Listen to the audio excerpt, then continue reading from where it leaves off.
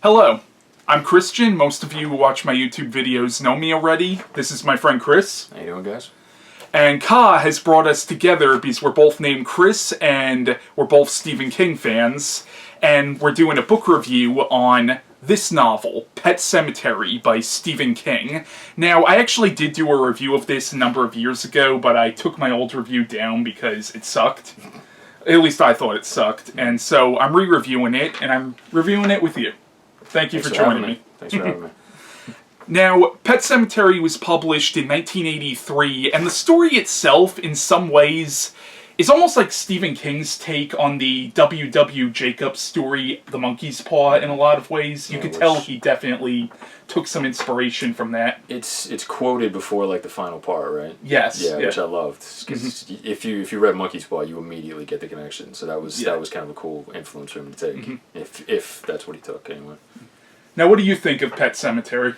I really like it. I get why they kind of almost rushed it into a film adaptation. Because it came out in, I think, what, 88?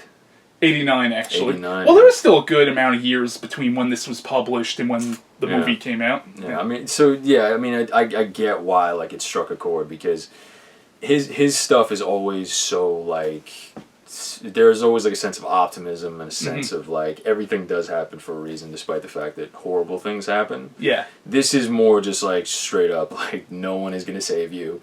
Yeah. Like, it's what I always term it is Barker-esque.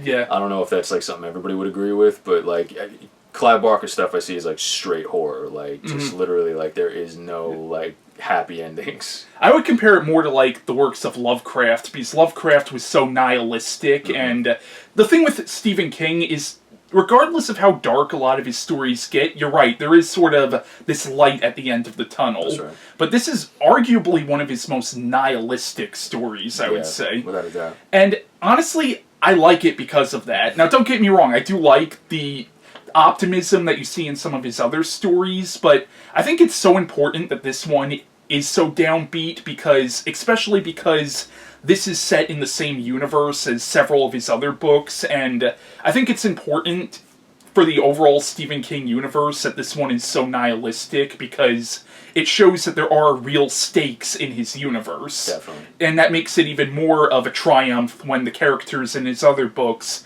do triumph over the monster.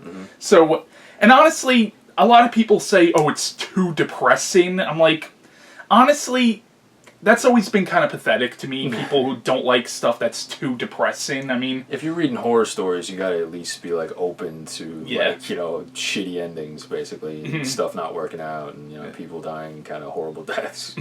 So it is a weird complaint to make, especially about a guy who's always been writing about these like horrifying things. Yeah.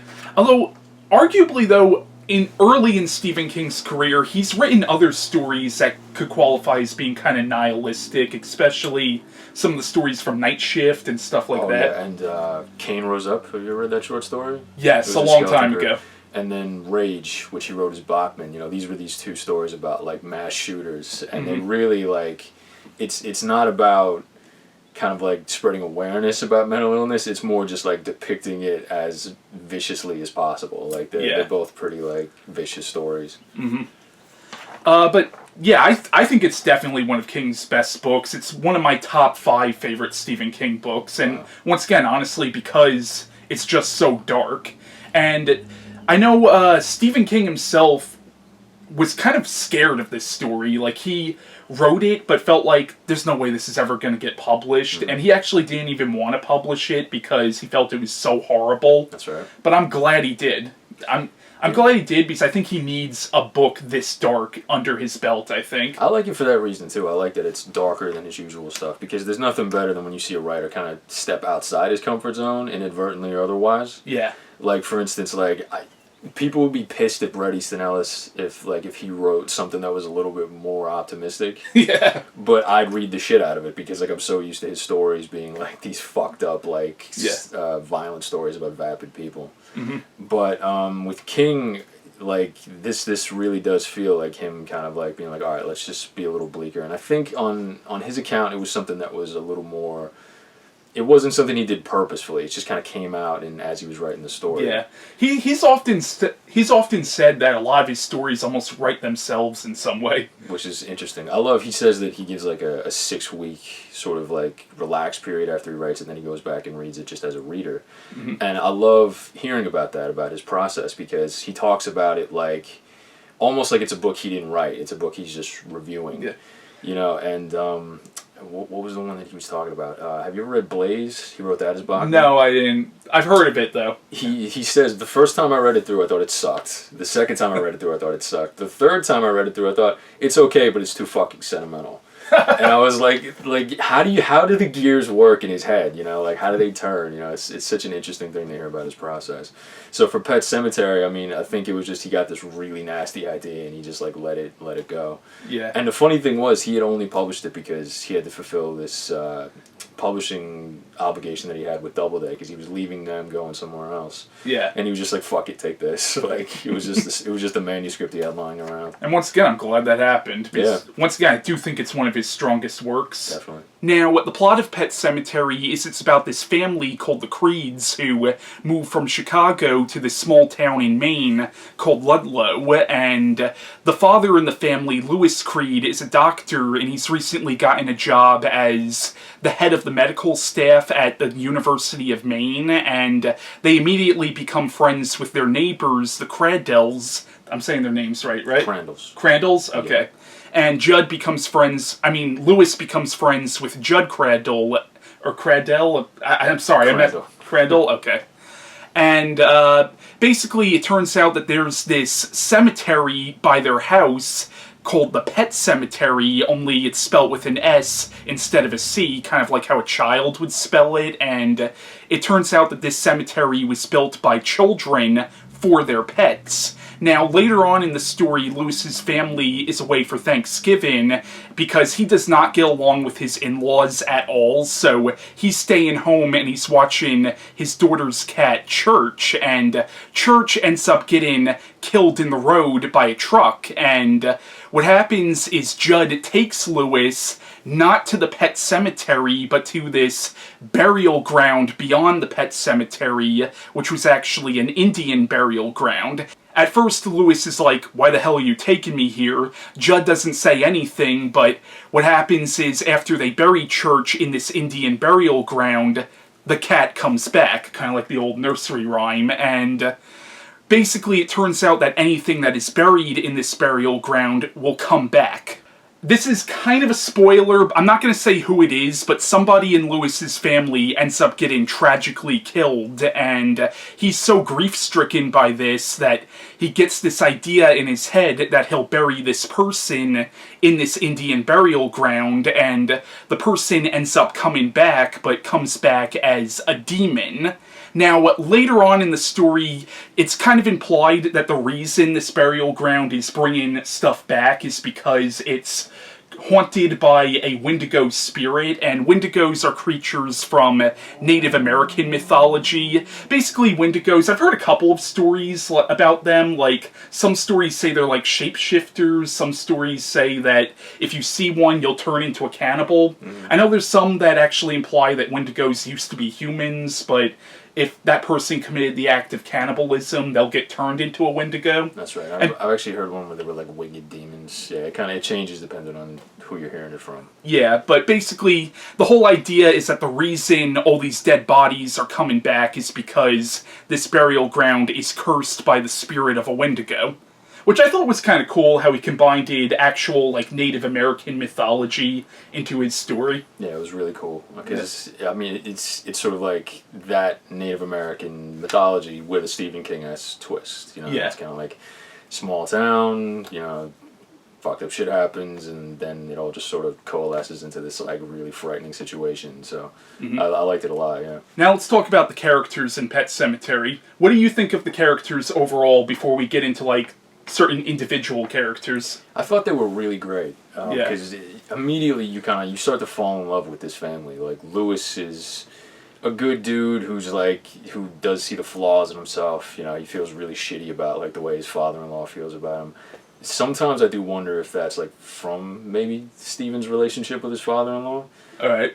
Do you know anything about how what his actual relationship with his father-in-law is? I don't, but I do know that him and Tabitha spent like a long time struggling. Okay. So like I don't know, maybe like her dad was like, "Dude, you're a loser." I don't know. So maybe it comes from real life, but it does feel strangely authentic, you know. I think Stephen King put a lot of himself into the Louis Creed character, Totally especially the relationship between him and Judd, because I know Stephen King did not know his own father, and there's a real father-son relationship that you see develop between Louis and Judd in this story. Which I really loved. Like his relationship with Judd and his relationship with Rachel, that's the heart of the book, really. Like that's what gets you invested and why like you really give a shit when all this fucked up shit happens. And you know, if you look through Stephen King's body of work, there's always a theme of fatherhood. Yeah. And it stems from the fact that he didn't have a dad growing up. You know, like all through Dark Tower is all about, you know, like remember the face of your father and you know, Roland's relationship with Jake, and it's cool to see that come back in Pet Sematary. All the great thematic similarities. What do you think of Rachel in the book? I think she's a really good character. I like her because, I mean, you kind of get a facet of everything that they do in their lives. Like she does this, he does this for a living. He's a doctor. You know, here's how they feel about their children. Like, you know, obviously you get like peeks into their sex life and everything. You get a lot of interest in sex scenes in this book. You really do get to know them, you know. And the funny thing is, it's not there for titillation. Like, it really is there to grow them as characters, and you really get a sense of who they are and their relationship with each other and their marriage. Yeah. It really helps you invest in everybody. And one thing I want to point out about Rachel, there were points where if you're reading this for the first time, it's almost coming off like she's like the stereotypical hysterical female, but when you actually read into her character, there's a reason she's this way. Like, he actually gives context as to why she's this way, and she actually does have a pretty tragic past, and maybe we should mention Zelda. Yeah. There's a character who shows up called Zelda, who was her sister, and I don't want to give too much away about that, but let's just say Zelda becomes a major plot point in this story in some way. I will say that I think Zelda has a bigger effect on the movie than she does on the book. Yeah. She's a much more she has much more prominence in the movie than she does in the book. Although the book definitely like makes you freak out about like, you know, what Rachel went through and dealing with her and everything. And there is a scene later where like, you know, she shows up again and it's freaky. Yeah. So. And then we should probably talk about Victor Pascow, who I guess is... You mentioned how there's really no hope in this story, but he's like the one character who almost tries to be this ray of hope, but of course he kind of fails. Pascow is the ghost of a man that Louis tried to save. He was a man who was hit by a truck, and basically Pascow's ghost comes back to help Louis, but once again he kind of fails at that. But what do you think of Pascow? I thought it was really cool, because he becomes this sort of omen, you know, because like Ellie sees him, Louis sees him, and you just kind of, you know, it's all going downhill. And I think the thing that I really loved was that he kept quoting the Rolling Stones song, "Let's Bebop." Yeah. Because like literally, like everything from the midpoint forward is just everything is going downhill, and the midpoint part too, it opens with that quote, "Hey ho, let's go." Yeah. And I think Pascal is the character that kind of best sort of symbolizes that, because you know, he's trying to stop you from doing something that's going to do all this fucked up shit, but it just will not work. And in some ways, Pascow is a tragic character, because you know all he wants to do is save this family, but it's like he can't. Like, imagine how horrible that would be, like, to basically be helpless and watch this family. Like, in some ways, he's almost like the avatar for the reader itself, because you're sitting there watching this family go through this downward spiral. Like, in some ways, he could almost be looked at as, like, a stand-in for the audience. That's right, yeah. Yeah. What do you think of Ellie?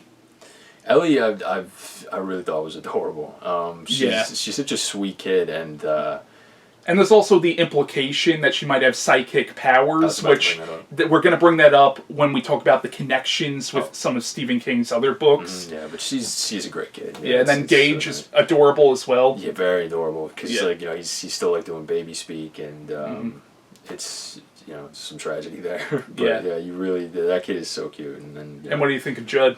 Judd, I mean, we talked about him before, but any more thoughts on Judd? well, he works so well as this great like fatherly figure, you know, because he's so like nice and so accommodating, and you know, obviously just like trying to enjoy his twilight years with his wife, and then he gets pulled into like this situation that he himself did sort of, you know, cause. Yeah. But with the best of intentions, you know, he felt like he owed Lewis something. So.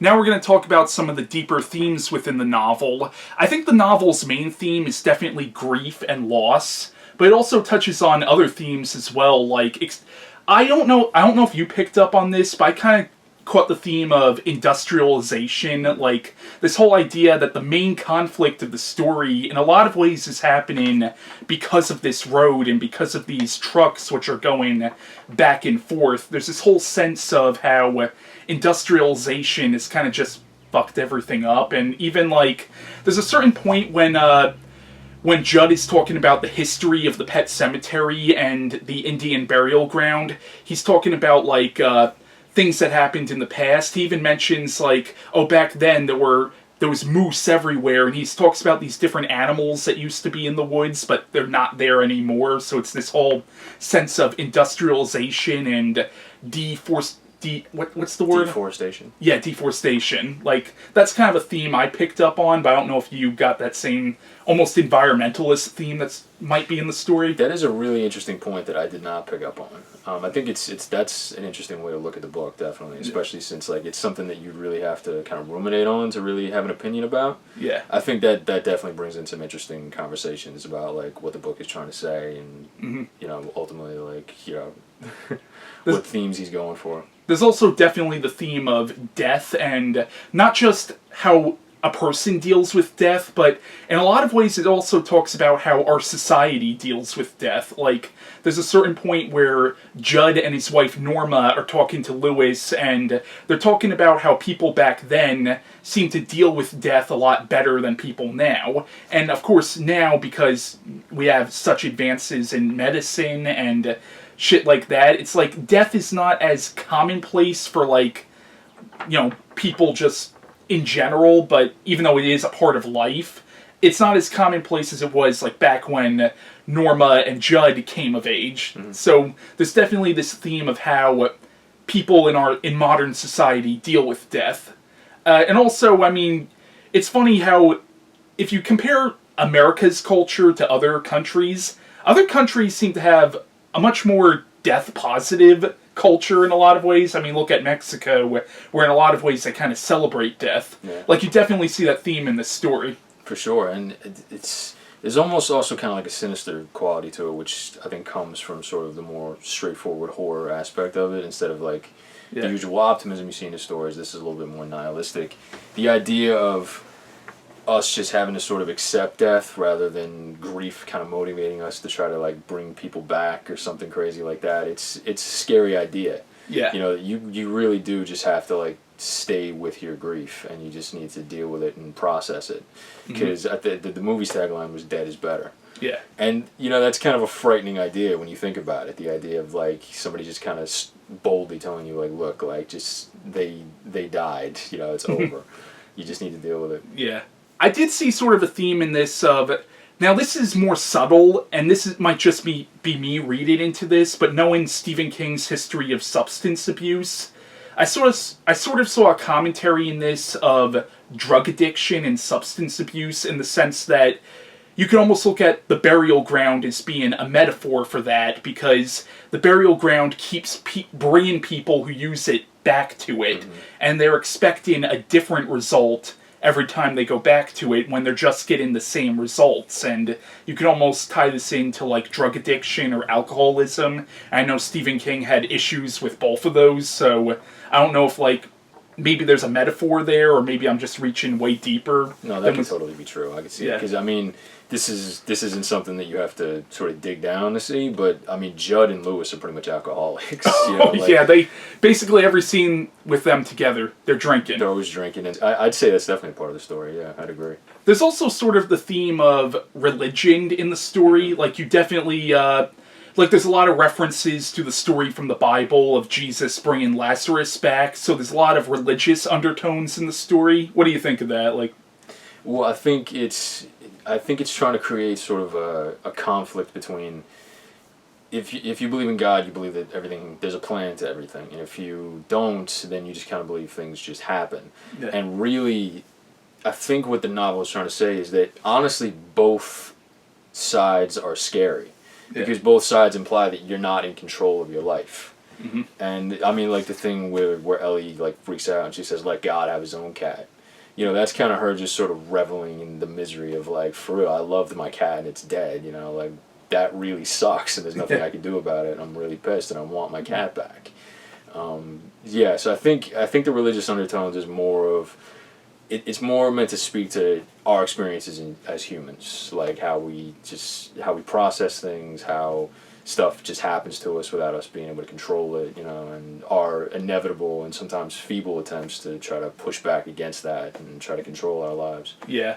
And there's also the whole conversation of, if there's a God, why does he allow bad things to happen? Yeah, which, I mean, that's the number one problem with religion, you know. Yeah.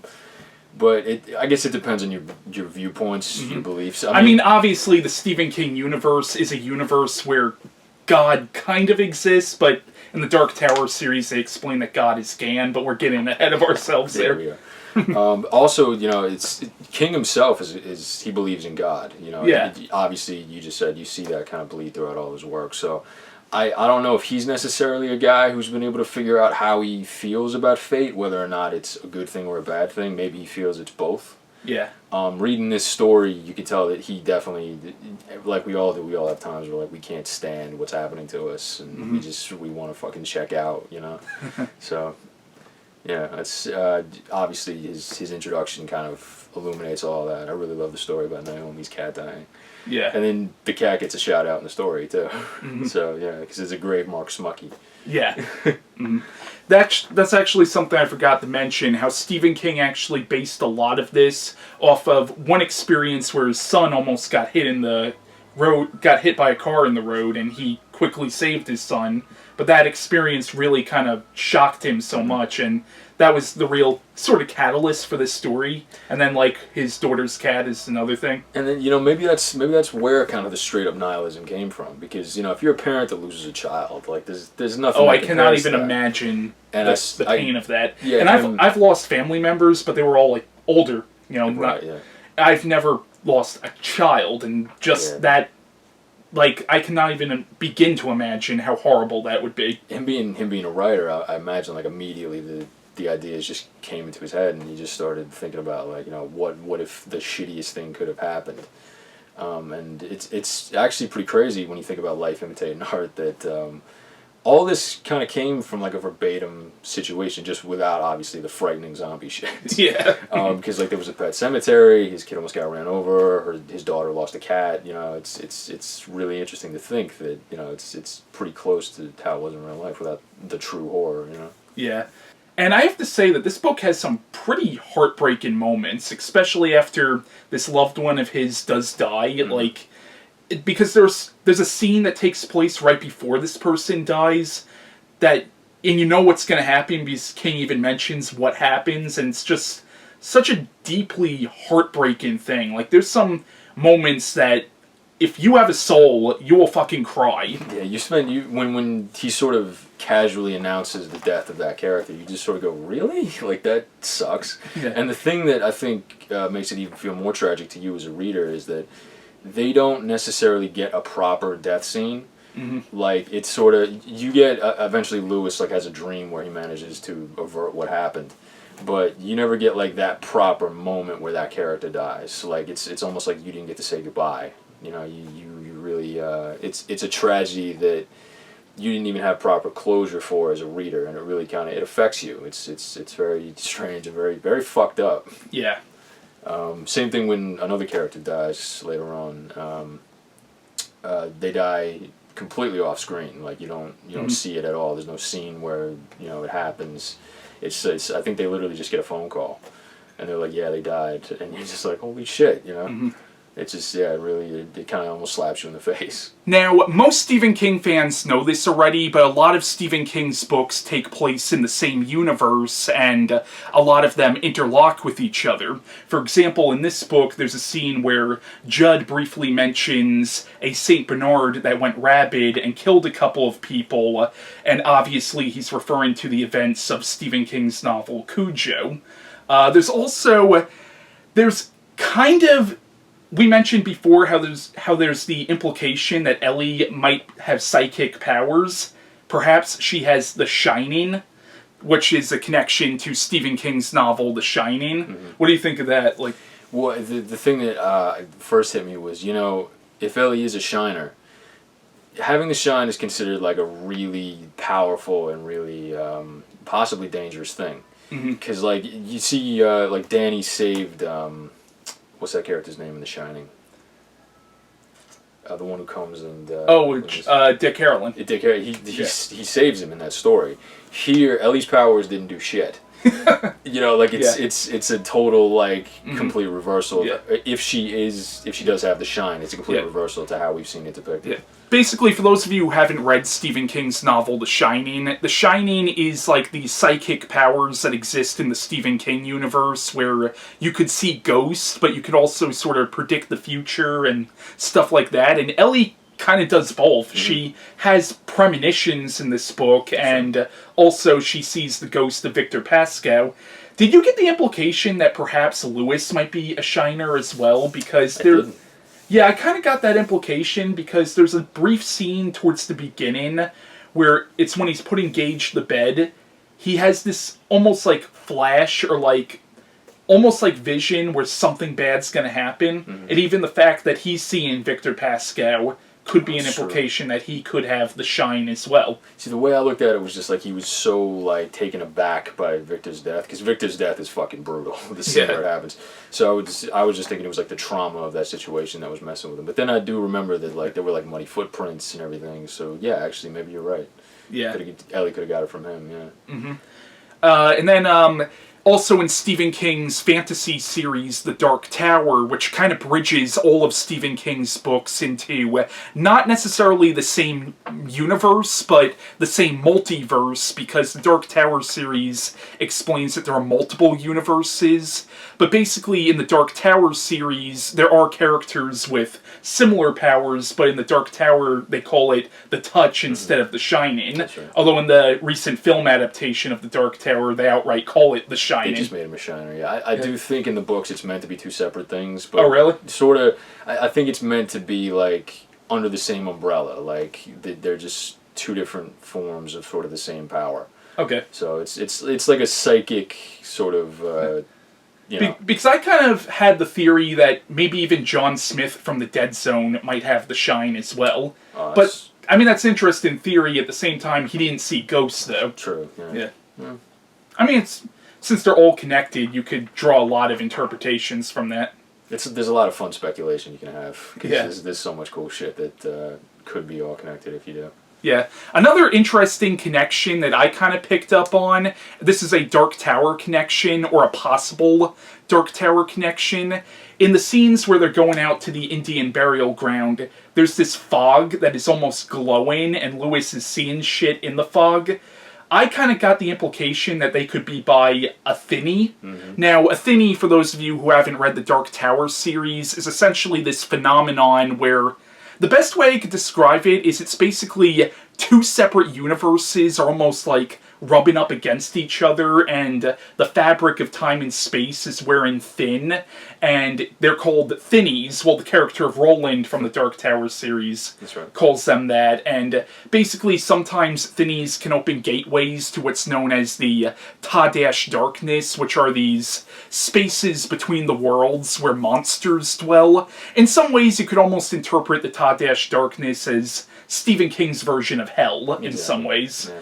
And maybe the Wendigo is actually a Ta-Dash demon. Like, that's kind of an implication that I got just by the way the fog is glowing and the way he's seeing things in the mist and shit. Like, that's almost that's kind of a connection I kind of drew, but I don't know if you picked up on that or not. I didn't. I do think it is connected to something else. I will say though that is an awesome theory because that'd be pretty cool. If anybody's ever read The Mist, The Mist emanated from a Thinny. So that's in case it sounded familiar but you didn't understand. Yeah, and The Mist is obviously not in the same universe because The Mist kind of implies that took over that whole world. Exactly. But once again, the Dark Tower series says that there are multiple universes, so even some of Stephen King's stories that are not in the same universe can still be connected in some way. But my theory about it was that I think it's actually one of the places where slippage occurs, is how King wrote it. I think it was in Black House. Which was his sequel to Talisman. To Talisman, yeah, so it's crazy how it's all connected, right? Yeah. Rose Red was one of them, if you've ever seen that miniseries. And then he wrote a short story called N that was in Just After Sunset, and in that it was a field. I forget what the name of the field is, like an asshole. But that field basically like you go into it and you just at a certain point there were these stones all around, and if you like looked at it just right, you would see this freaky looking monster almost like coming out of a void sort of. So I think that's more. It's like it's one of the places where slippage occurs. Like there's just like a gateway to the space between worlds. Yeah. Also, the town of Ludlow from this book shows up in Stephen King's novel, The Dark Half. Now, I know there is actually a Ludlow in Maine, but I'm pretty sure the Ludlow of the Stephen King universe is a completely fictionalized town. Definitely, yeah. Yeah. Also, this I thought was really interesting. There's a reference to the town of Derry from King's novel It, which I thought was interesting because this was actually published before It. Now, he was writing It. I think he actually started writing that book in 1981, so he was writing that at the time he published this. So probably even when he published this, he probably had it in his head that he'll reference Derry as a connection to that. But yeah, the town of Derry from It is mentioned in this book. It's actually funny because Derry's also mentioned in Stephen King's novel The Running Man, and that's obviously not in this same universe, and if it is, it's obviously years and years later because The Running Man was a dystopic, a futuristic dystopian novel. I do think that there are times where he's just playing around, and there are times where there are genuine connections. Like if you've read some of his son Joe Hill's work, he mentions Derry. He mentions the True Knot from Doctor Sleep. I think there's actually a point where somebody says clearing at the end of the path. I think it was in Nosferatu, which is like a straight up reference to Dark Tower. But I don't think he's literally like, Joe didn't mean to connect it to... It was more like in jokes. Yeah, he was just like messing around because he knows everybody that reads his stuff reads his dad's stuff. So he was just playing around and having fun. But yeah, the connections are everywhere. Sometimes they're just Easter eggs. Sometimes they are like genuine full-on connections, like the mention of Q-Joe and all that, which actually, like I on the reread, I completely forgot about. I was like, wow, holy shit. Yeah. There's also a brief reference to the town of Jerusalem's Lot in this story from Salem's Lot, which, once again, that could be a legit connection, or it could be just an in-joke, but then again, like, they're all technically connected via the Dark Tower series, but you could still debate whether Salem's Lot is really in the same exact universe, but that gets into, like, a severe nerd stuff where I'll be talking for hours about that. Then you gotta wonder if there's like different iterations of different towns and different universes. That's kind of my interpretation, because Castle Rock, for example, was mentioned in The Stand, and obviously The Stand is not in the same universe as the other books, so I kind of interpret it as certain towns also exist in some of the other universes that make up the Dark Tower multiverse, and yes, I know, even Stephen King would probably tell me to get a fucking life for how much I analyze and nitpick the continuity of his multiverse. But hey, it's his own damn fault. He's the one who chose to connect all this, so I'm the one who's gonna nitpick and analyze the continuity of his books. Well, it's inevitable. Nobody would blame you, because a good example would be if anybody's ever read Desperation and then The Regulators. Yeah. Those are two books which have the same cast of characters. But they're in two different universes, though. Two very clearly different universes, but they're under, like, attack from the same monster. But it's, like, two completely different situations, and the characters are very different. Like, in one character, one book, one character is a child, and the next book, it's an adult. And they also both have, like, totally different fates, and they both figure into the plot in completely different ways. Yeah. So. Now, I never read this book, but isn't there a connection to Pet Sematary in Insomnia? I don't know on that one. I heard there is. Like, I heard in Insomnia there's a reference to Gage, and Oh. it kind of. It's supposed to imply that the villains from Insomnia have some connection to the Wendigo or something. Oh, that's cool. I didn't realize that. Yeah, I knew that book set up was pretty much like the main backstory for the Crimson King and Yeah. for what happened in like the last three Dark Towers. But yeah, I didn't hear about that. I really need to read that book. The thing that I'm wary of that book because everybody says, yeah, there's some great references to the rest of the universe in it. It's a cool idea, but on the whole, it's kind of a shitty book to get through. Okay, I heard that too. I've heard mixed things. There are people who love it and people hate it. It seems to be kind of a polarizing book among Stephen King's bibliography. Yeah, I guess it depends on your taste. I gotta read it, obviously. It sounds cool, so I'll give it a chance. Now, this book was adapted into a film of the same name in 1981. Me and him have kind of already mentioned the film. Now, before we really talk about this film, I want to lead into... I'm friends with an author named Mark Allan Gunnells, and he recorded a short review of this book that I'm going to play right now, and after you hear his thoughts on this book, we're going to get into our discussion on the film adaptation of Pet Sematary. Hello, my name is Mark Allan Gunnells. My friend Christian asked me if I would make a short video talking about my feelings about this book, Pet Sematary by Stephen King. And since it is one of my favorite Stephen King novels, I was more than happy to say yes. I actually first read Pet Sematary when I was a teenager, I think a senior in high school. And considering I'm in my 40s now, that was quite a distance in the past. But I remember that I actually checked it out from the school library. I had already seen the movie. The movie was out at that point. And sometimes I was a little more reluctant to read a book where I'd already seen the movie because I felt like, it may have already spoiled it for me.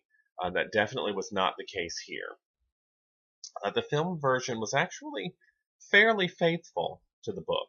Um, Obviously, there were some changes, some parts were condensed, the ending was a bit different, but for the most part, it was a very faithful adaptation, and yet I didn't feel it spoiled the experience of reading this book, because as in most cases, the book can get so much more in depth into the story, into the characters, and this, I think, is some of King's best writing.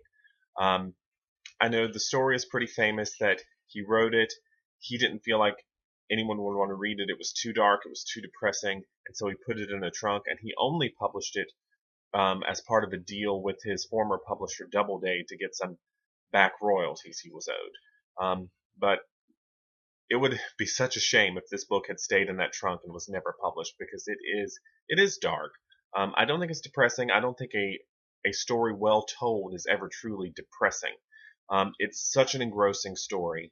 Um, what I really liked about this was the character work. The characters were so in depth, they were so authentic, they felt so real. Their relationship felt really real. That was one of the weaknesses I felt in the movie, was that the performances were a little wooden, and I didn't get that connection between the characters as much as I did in the book. And it was really um, in depth here, and not just among the family. The relationship between Lewis and Judd in the book, to me, is much deeper, much more complex. In the beginning, it mentions that when Lewis meets Judd, it almost feels like he has found a father that he never really had since his father died when he was very young. You don't get that as much in the movie. I mean, they're friends, but here their relationship is much closer, much more familial. And therefore, later in the book, when Judd decides to tell him this secret, to me, it really makes sense because these two are so close and there is such a father-son dynamic to them. The story itself is it is heart-wrenching. It goes to some places that other fiction might not have the courage to go to. It deals with, family, loss, grief, the things you will do in a state of grief that you might not do if you were in your right mind. Um, and it explores it in such a way that none of it feels forced, but it all feels organic.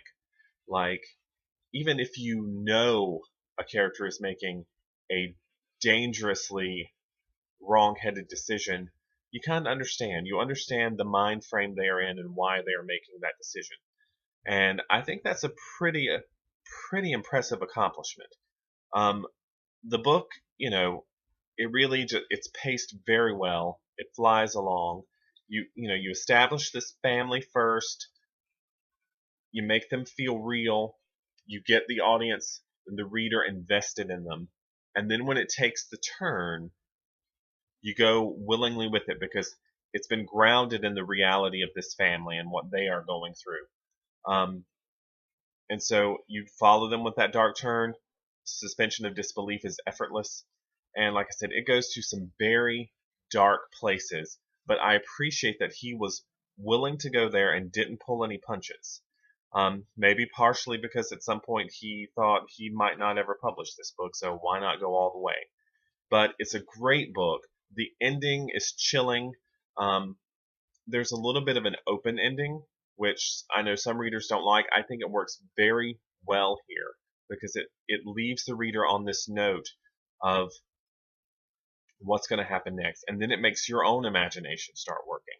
I think it is, like I said, one of Stephen King's best books, and I've had this paperback.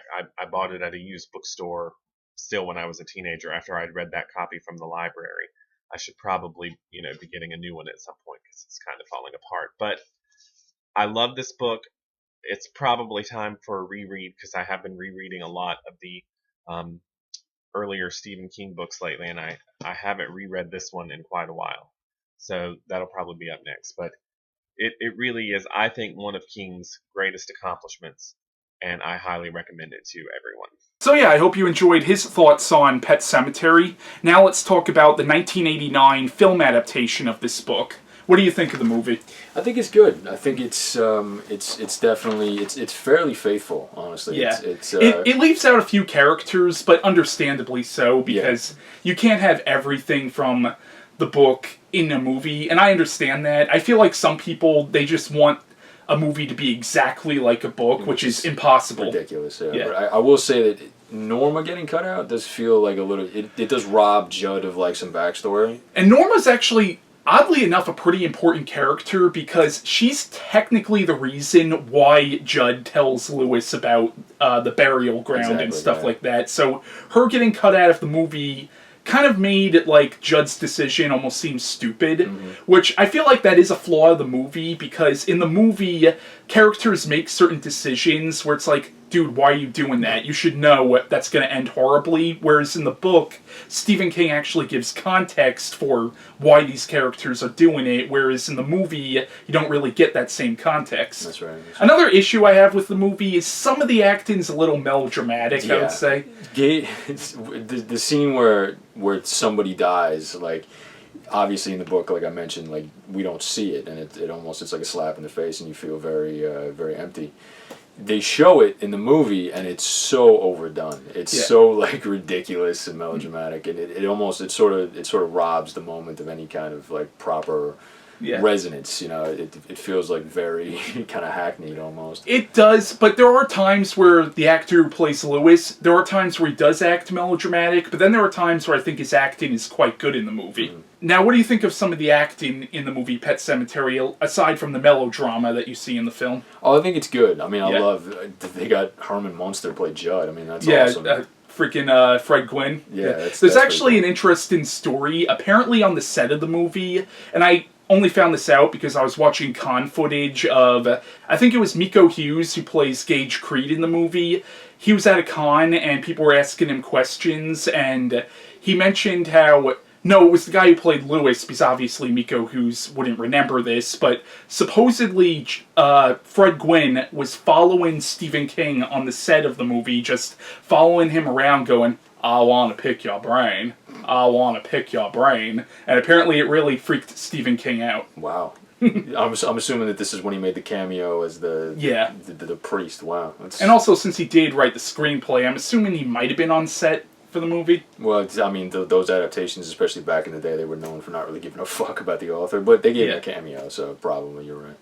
But I do like the movie. Mary was, I think, an underrated director. Mary Lambert's a very good director, I think. Yeah, she's Unfortunately, underappreciated. she's kind of gotten relegated to like direct-to-DVD hell, because so much of what she's directed lately have been these cheap direct-to-DVD horror films, which is a shame, because I think she did a really good job with the directing of this movie. She did some good episodes of Tales from the Crypt, which, yeah, I'm glad they had her on that show, because that gave her, like, an even bigger body of work. Yeah. And then Denise Crosby plays Rachel Creed in the movie. Star Trek fans? Yeah, who I actually met Denise Crosby, who, of all the celebrities I've met, she was one of the sweetest freaking people I've ever met, and she was actually telling me about the documentary they made about Pet Sematary, which I still haven't seen, but she was telling me about it. Yeah, she was a very nice woman. That's cool. And then I liked how they had the Ramones do a song for the movie, Yes, which so was appropriate. interesting because there were so many Ramones references in the book. It was only appropriate to have them do a song based on the book and the movie. It's even called Pet Sematary. It's so appropriate. Which has become one of the Ramones' most famous songs, I think. It's actually, this has nothing to do with anything, but I met Michael Graves, formerly of the Misfits, a few years ago. He was playing at this local bar, and he did a really, really good cover of Pet Sematary. Oh, wow. Yeah, I just wanted to mention that. I love the Misfits, yeah. Their cover of Monster Mash. A lot of fun. So, yeah, that's so appropriate and so awesome that they got them to do that. Yeah. Love their modes. And then the movie spawned a sequel in 1992. What do you think of Pet Sematary 2? I feel like it definitely needed another draft. It's nice that they don't do the bullshit where, like, it's just another movie that the same situation happens, sort of like a remake pretending to be a sequel. They do mention what happened in the first one. Yeah. But they really, like, could have used, like, another script. Like, they should have worked on it a little longer. They got Ed Furlong in it because he I think had just done Terminator 2. Yeah. So he's good in it, admittedly. And it's awesome that they got Mary to come back to direct. Yeah. She was obviously game to do it, and I guess she saw something in it if she was involved. But yeah, it's just it's not that great. Yeah, it's not. I like it as sort of a guilty pleasure. The thing about that movie is it has a completely different tone than the first one. The first one is so dark and depressing. That one almost has the tone of a horror comedy in a way. And Clancy Brown plays the villain in the movie, and he's just so over the top in the movie. And I love Clancy Brown, but he's like really freaking over the top in that movie. Probably because he didn't really take it that seriously. That was probably his paycheck movie. Yeah. But the movie even had a Henry Bowers-esque bully in it, if you remember. Oh, that's right, yeah. Well, obviously, there's another attempt at sort of tangibility, I guess. Yeah. But, I mean, I can respect it that maybe it was trying to do something different. It didn't really achieve anything in trying to do that, you know? So, you can check it out if you're genuinely interested. Yeah. But I'd say stick with the book first and foremost, as much as I do like Mary's movie. I don't know if you wanted to get into this already. They just announced there's going to be a remake starring Jason Clarke, and I think James Wan is involved. Oh, really? Yeah. I heard that the director of the recent adaptation of It actually said that he's very interested in doing an adaptation of Pet Sematary. Oh, okay. But I don't know if that's going to happen or not, because I'm also hearing stuff about how the people who directed, I don't know if you ever saw the movie Starry Eyes, but yes. The people who directed that want to do an adaptation. Dennis Widmeyer, yeah, I love that guy. I know for years Guillermo del Toro said he wanted to do an adaptation of Pet Sematary. That would be awesome, but I don't know if it's going to happen. But tell me how awesome that would be, Guillermo del Toro adapting Stephen King. That would be so sick, because Guillermo brings like such a great sort of perception to everything that he does. A great perspective, that's a better word. And he would really, I think, it would sort of be, maybe this is kind of like overpraising him, but it would be to that book what like Blade Runner was to Do Androids Dream of Electric Sheep. It would like bring in like all these cool new different ideas and themes. It would be the book, but it would be a very different iteration of the book. So I would love to see Del Toro do it. I think they just announced it was going to be Dennis, who I love. I love Starry Eyes. That's such a fucked up movie if you haven't seen it. But I honestly, with James producing and with them doing it, Jason is a good actor. I think he's underappreciated. Yeah, he's going to be Lewis, I'm assuming, right? He's going to be Lewis. I don't know if you can see this, but I can honestly see Emily Blunt playing Rachel. Oh, yeah, that would work. Yeah. I mean, she's obviously open to horror films now because, like, Quiet Place just, like, cleaned up. I still haven't seen it. It should be good. I hope it's good at least. It was good. Yeah. Oh, cool. But yeah, they could really nail it with that remake.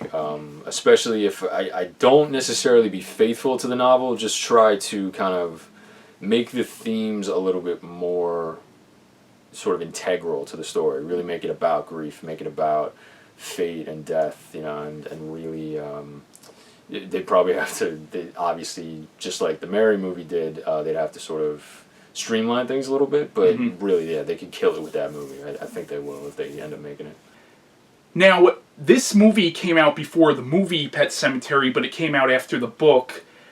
I kind of got the idea that Pumpkinhead might have taken some inspiration from Pet Sematary, because there are some similar themes about dealing with grief, and also, even in that movie, Lance Hendrickson's character, Ed Harley, originally wanted that witch to bring his son back, but when he realized he couldn't, that's when he went for vengeance instead. I don't know if you saw a Pet Sematary parallel with Pumpkinhead or not. Oh, I definitely, yeah, you could say that for sure, yeah, because that movie, I think, it almost, those themes were more prominent in it, because they kind of spent more time sort of going over, like, the consequences of, like, what both grief and both vengeance in that movie, Yeah. sort of what they'll sort of make you go into, you know. Whereas this was more sort of straight up like, okay, you're fucked, you know. It's Pumpkinhead, I guess. That revenge aspect is what sets it apart from Pet Sematary. But yeah, they're similar, and they have similar ideas for sure. Now, I do want to point out that both the book and the movie have been parodied many times in pop culture. Like, there's the character of the old farmer on South Park, who is so clearly based on Judd from Pet Sematary, specifically Fred Gwynn's take on Judd. I don't know if you know that character from South Park at all. Yeah, it's always hilarious. There was this show on Nickelodeon. I only watched it a little bit because my little sister watched it. It was kind of past my age range, I guess, because the show came out when I was in high school, but there was this show called Fanboy and Chum Chum, and there was an episode that was clearly making fun of Pet Sematary. Actually, one of the writers on that show must have been a Stephen King fan, because there was also an episode of that show making fun of The Mist. Really? Yeah. That's awesome. These new kid shows are doing some funny, because Phineas and Ferb, I actually just like marathon that with my girlfriend, and there was a lot of really good parodies in it of horror films too. Oh, really? There was like a Stephen King one too. It was so funny. But I love that, like, these kid shows are doing these references to books that these kids aren't gonna be able to read for a good, like, 8 years. Yeah. It's hilarious when you think about it. Yeah. So, any closing thoughts on the novel and the movie Pet Sematary? I'd say check out the novel if you want to see King kind of step out of his comfort zone, inadvertently or otherwise, because it's very bleak for his standards. It's very different. It's kind of like, I don't want to call it the black sheep of his work, but it's definitely one of them. It's kind of one that is a little bit different and a little bit more nihilistic. Still frightening, still horrifying, but very different. The movie is fun. It's pretty faithful, but they do end on kind of separate implications. So just keep that in mind when you get into the movie. And the second one, that's just purely like a curiosity piece. Check it out if you just want to know what it's like, or if you just want to get over seeing it. So yeah, that was our review of Stephen King's Pet Sematary. Long days and pleasant nights to you. Thank you, Si.